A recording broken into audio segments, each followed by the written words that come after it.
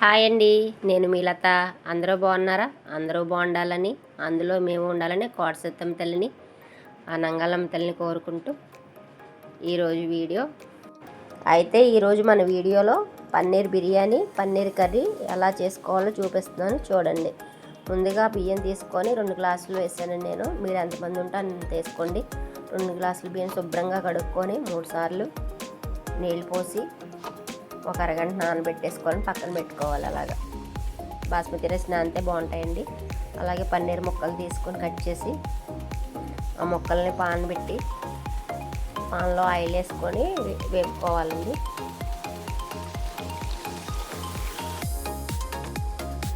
అవి కొంచెంసేపు వేగిన తర్వాత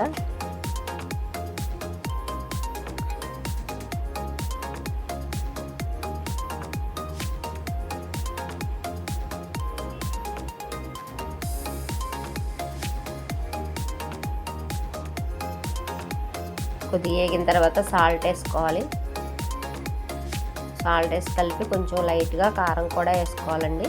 ముక్కలకి ఉప్పు కారం బాగా పట్టి అవి చప్పగా లేకుండా బాగుంటాయండి. అందుకే కొద్దిగా సాల్ట్ కొద్దిగా కారం వేసి కొంచెంసేపు అలాగ జస్ట్ వేపేసి తీసేసుకోవాలండి పక్కకి. అదే పాన్లో కొంచెం జీడిపప్పు వేసి వేపుకుందాం.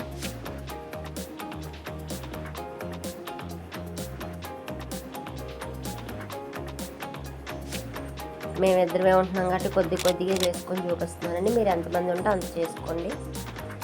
ఆ జీడిపప్పు కూడా తీసి ఉల్లిపాయ ముక్కలో మనం బ్రౌన్ ఆనియన్స్ వేస్తాం కాబట్టి అలా వేయకుండా ఒక చిన్న ఉల్లిపాయ ముక్కని ఇలా కట్ చేసి బ్రౌన్ కలర్ వచ్చేదాకా వేపుకోవాలండి. కొద్దిగా నెయ్యి వేసుకుంటున్నానండి నేను. ఆయిల్ కన్నా నెయ్యి ఉంటుంది. ఆయిల్ కొద్దిగా నెయ్యి వేసుకోలేదు.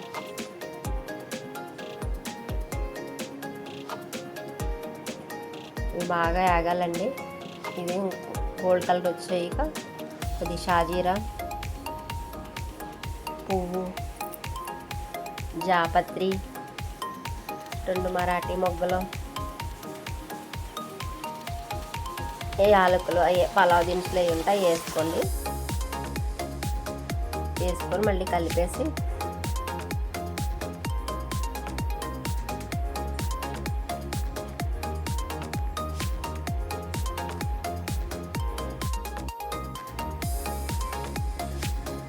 మూడు పచ్చిమిరపకాయలు వేసాను నేను.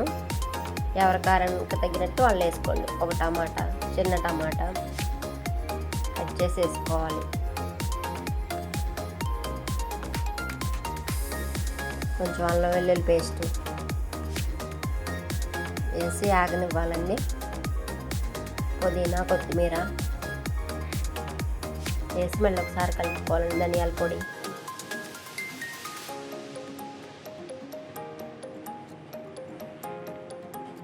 బిర్యానీ మసాలా కూడా వేసానండి నేను. ఒకసారి కలుపుకొని కొద్దిగా కారం కూడా వేసుకోండి. సాల్ట్, కొద్దిగా పెరుగు వేసుకుంటున్నానండి. ఈ మసాలాలన్నీ దానికి పడతాయని బాగుంటుంది. పెరుగు వేసుకుంటే 2-3 స్పూన్లు పెరుగు వేసుకున్నాను.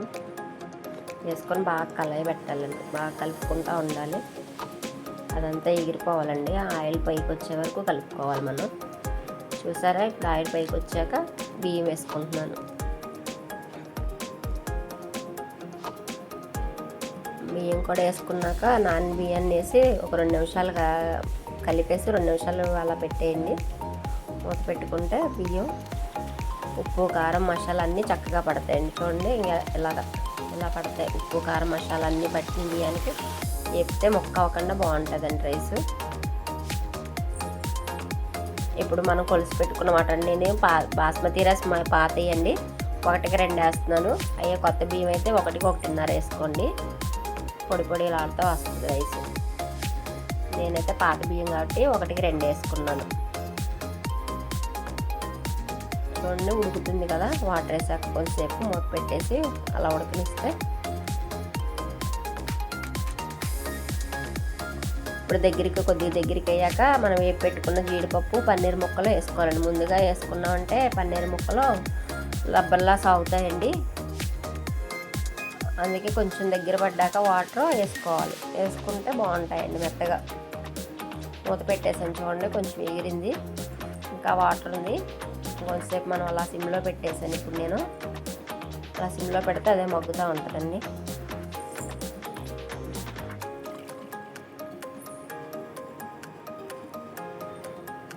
కొంచెంసేపు తర్వాత ఇలా అయిందండి రైసు.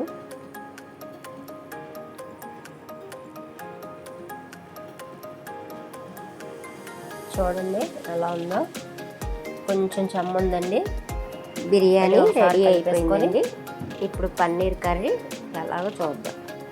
మూకుడు తీసుకొని అందులో ఆయిల్ వేసి, ముందుగానే నా 5 నిమిషాలు పన్నీర్ ముక్కలు ఉప్పు కారం వేసి ఉంచానండి. ఆ ముక్కలు పొడిగా వేసి వేసుకుంటున్నాను. ఇవి కొంచెం వేగాలండి, వేగితే బాగుంటాయి.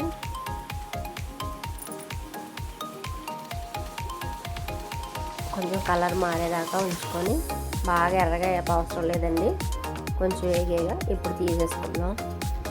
తీసేసి మళ్ళీ అందులోనే జీడిపప్పు వేసుకుందాం అండి. జీడిపప్పు కూడా కొంచెం వేపుకున్న తర్వాత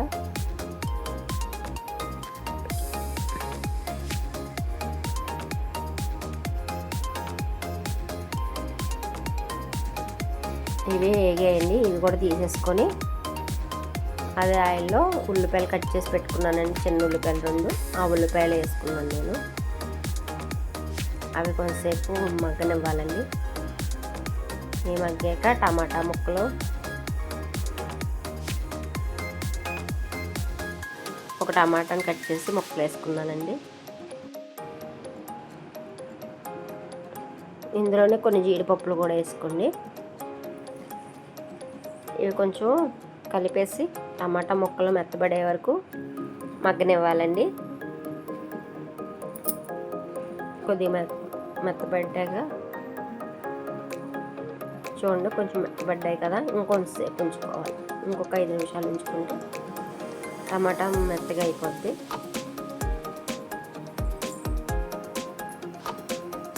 ఇలాగైపోవాలండి. ఇప్పుడు స్టవ్ ఆపేసుకొని చల్లారనిచ్చి మిక్సీ జార్లోకి తీసుకోవాలి. దీన్ని మిక్సీ పట్టుకుందామండి. మెత్తగా మిక్సీ పట్టుకొని మళ్ళీ అదే పాన్లో ఆయిల్ వేసుకోవాలండి. ఆయిల్ వేసుకొని అందులో కొద్దిగా షాజీరా,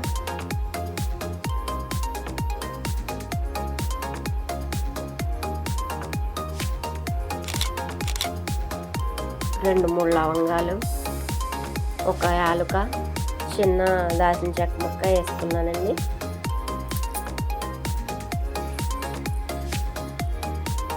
కొంచెం వేగాక మనం ఆడించుకున్న ఉల్లిపాయ టమాటా పేస్టు వేసుకోవాలండి. ఇది వేగేటప్పుడు బాగా ఆపాలండి. ఒక పచ్చిమిరపకాయ 1-2 పచ్చిమిరపకాయలు వేసుకోండి.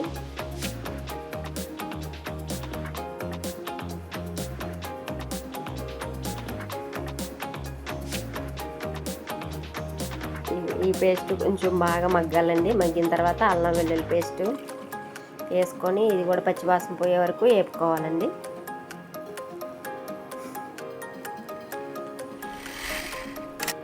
చూసి కొద్దిగా వేగిన తర్వాత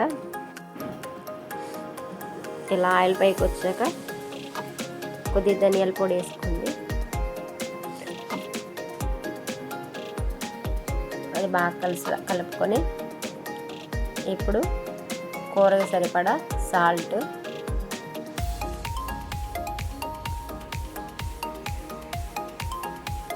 కొద్దిగా పసుపు, కారం, ఎవరు టేస్ట్ తగ్గట్టు వాళ్ళ కారం. నేనైతే 1.5 స్పూన్ వేసానండి, కొద్దిగా కాబట్టి కూర. గరం మసాలా పొడి, వేపిన జీలకర్ర పొడి వేసుకొని బాగా కలపాలండి.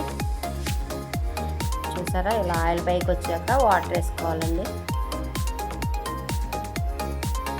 వాటర్ వేసి బాగా కలపాలండి.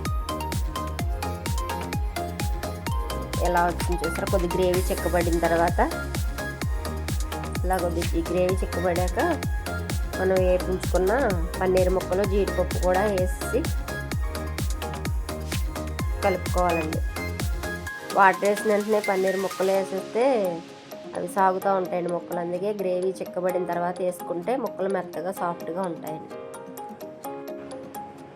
చూడండి ఎలా చిక్కబడతా ఉంటుంది. కొంచెం చిక్కబడిన తర్వాత కొత్తిమీర వేసుకుంటే ఎంతో టేస్టీ పన్నీర్ కర్రీ రెడీ.